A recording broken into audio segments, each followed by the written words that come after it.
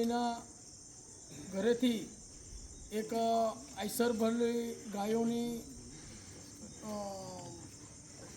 તસ્કરી કરતા ઝાલોદ તાલુકાના માંડલી ગામના ગારી મુકેશભાઈ જે જાતે ગૌશાળા ચલાવે છે અને ગૌશાળાના નામે ગાયો લાવી અને એનો વેપાર કરે છે અને ખાટકીઓને બારોબાર પધરાવી દે છે. એટલે હિન્દુ પરિષદના લોકો અલગ અલગ ગામમાંથી સુખસર, ઝાલોદ, લીંબડી, સંજેલી અલગ અલગ વિસ્તારના હિન્દુ પરિષદના માણસો બાતમીના આધારે એકઠા થઈ અને વસૈયા બકુલભાઈના ઘરેથી ગાય અને વાછરડા સહિત 10 મુદ્દામાલ સાથે માલ ઝડપ્યો છે અને ઝાલોદના ડીવાયએસપી સાહેબ પટેલ સાહેબ અને સંજેલી પીઆઈ રાવત સાહેબ સ્થળ પર આવી અને કાયદેસરની કાર્યવાહી કરવા માટે હિન્દુ પરિષદના લોકોએ રજૂઆત કરી અને પોલીસ ખાતાએ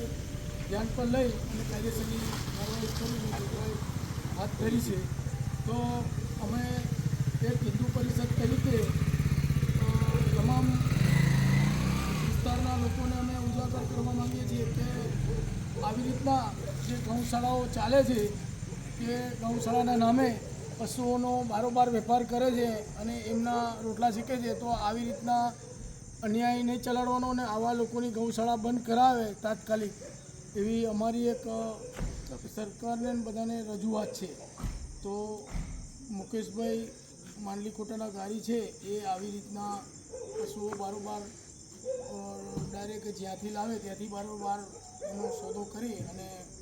એના ગૌશાળાના નામ પર એક વેપારનો ધંધો બિઝનેસ કરે છે. તો આ હિન્દુ પરિષદના ત્યારે દોરાયું છે. તો અમારી તો